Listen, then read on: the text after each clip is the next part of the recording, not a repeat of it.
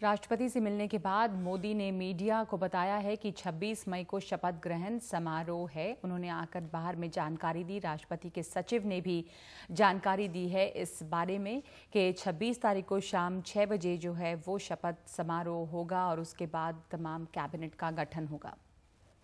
आप राष्ट्रपति भवन के अंदर की तस्वीरें देख रहे हैं जहां पर नरेंद्र मोदी और राष्ट्रपति प्रणब मुखर्जी की मुलाकात हो रही है। दोनों ने एक दूसरे को बधाई दी और उसके बाद वहां पर आमंत्रण पत्र दिया गया है जिसमें पूरी औपचारिक तौर पे नरेंद्र मोदी को आमंत्रित किया है प्रणब मुखर्जी ने नई सरकार बनाने के लिए।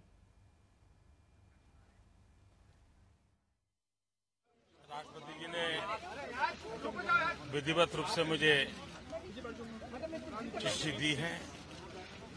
अब मुझे शपथ समारोह के लिए जो हम लोगों ने तय किया है 26 इवनिंग में एट 6 PM यही शपथ समारोह होगा।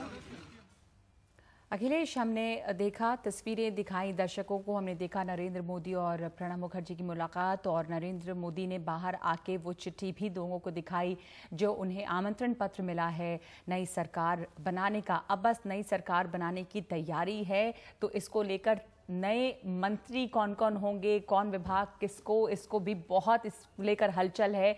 आप लोगों को, मुझे पता है कि अभी तक कुछ नहीं कहा जा सकता, लेकिन फिर भी किस तरह की हलचल है जो अहम मंत्रालय हैं उन्हें लेकर? नगमा, जो आप मेरे पीछे ये देख रहे हैं रायसीना हिल जिसे हम कहते हैं, इसको हिंदी में हम प्यार से रायसीना का टीला कहते हैं, और इस पर प्रधानमंत्री कार्यालय के अलावा साउथ ब्लॉक, नॉर्थ ब्लॉक में 4 महत्वपूर्ण मंत्रालय हैं, वित्त, विदेश, गृह और साथ ही रक्षा मंत्रालय। तो ये कहा जाता है कि इन 4 मंत्रालयों में जो व्यक्ति बैठते हैं, जो मंत्री बैठते हैं, वो सरकार में प्रधानमंत्री के बाद सबसे ज्यादा महत्वपूर्ण होते हैं। और जाहिर है कि जो भी नेता राजनीति में होते हैं उनकी महत्वाकांक्षा ये होती है कि अगर वो प्रधानमंत्री न बन पाए तो फिर कम से कम रायसीना टीले पर जरूर बैठें।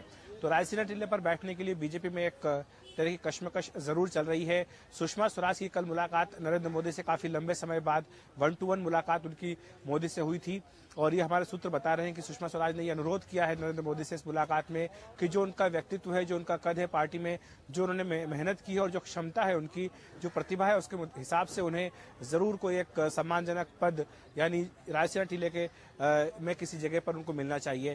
तो ये बात उनकी ओर से की गई है। खुद मोदी अपनी ओर से किसी को कोई आश्वासन नहीं दे रहे हैं कि किसे क्या मंत्रालय दिया जाएगा या फिर उसे मंत्री बनाया जाएगा या नहीं बनाया जाएगा।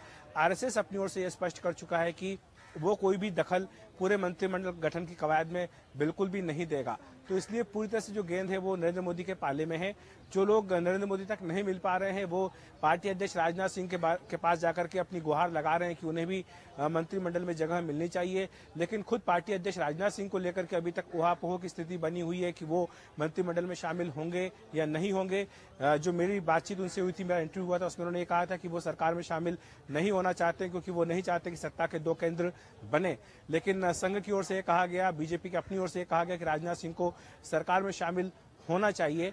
तो राजनाथ सिंह भी चाहेंगे कि उन्हें अपने कद के हिसाब से पद मिले, तो वो गृह मंत्रालय की उनकी अपेक्षा है।